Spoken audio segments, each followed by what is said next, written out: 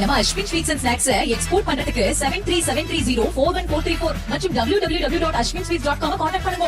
கடலூர் மாவட்டம் சேதியாத்தோப்பு அருகே பூ ஆதனூர் கிராமத்தில் திறந்துவிடப்பட்ட ஏரி தண்ணீர் விளைநிலங்களில் புகுந்து சுமார் 500 ஏக்கர் நெற்பயிர்கள் சேதமடைந்ததாக கவலை தெரிவித்த விவசாயிகள் வடிகால் வாய்க்கால் சீரமைக்காமல் தண்ணீரை திறந்துவிட்டதாக குற்றம் சாட்டினர்.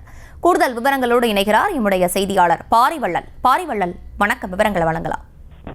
கடலூர் மாவட்டம் சேத்தியாத்தோப்பு அருகே பூ ஆதனூர் கிராமத்துல சுமார் ஒரு பெரிய ஏரி ஒன்று அங்கு அமைந்துள்ளது. இந்த ஏரியை பார்த்தீங்கன்னா அருகாமையில் உள்ள விளைநிலங்கள் மற்றும் மழையிலிருந்து வடிகால் வசதிகளை கொண்டு இந்த நீரானது இந்த ஏரிக்கு நீர் நிரம்பி இருக்கு.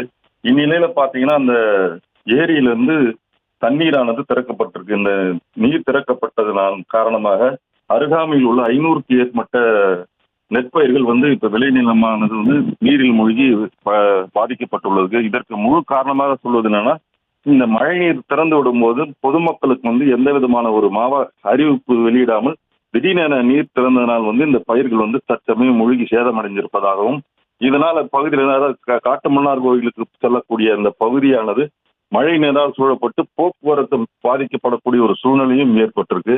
இதனால பாத்தீங்கன்னா இந்த கிராம மக்கள் என்ன சொல்றாங்கன்னா, ஒவ்வொரு முறையும் இந்த மழை வரும்பொழுது இந்த பகுதியில் இந்த முன்னறிவிப்பின்றி நீர் திறப்பதால் நாங்கள் பெரிதும் பாதிக்கப்படுகிறோம்.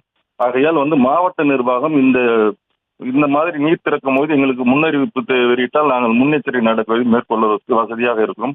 அது மட்டும் இல்லாமல் இந்த நீர் திறப்பதனால் நாங்கள் பயிரிட்ட இந்த பயிர்கள் முழுவதுமாக சேதமடைந்துள்ள நிலையில் மாவட்ட நிர்வாகம் தமிழக அரசும் இதற்கு உரிய நிவாரணம் வழங்க வேண்டும் என்று பொதுமக்கள் கோரிக்கையாக வைத்திருக்கிறார். விவரங்களை வழங்கியமைக்கு நன்றி பாரிவள்ளல். நம்ம Ashwin sweets and snacks export பண்றதுக்கு 7373041434 மற்றும் www.ashwinsweets.com கான்டாக்ட் பண்ணுங்க.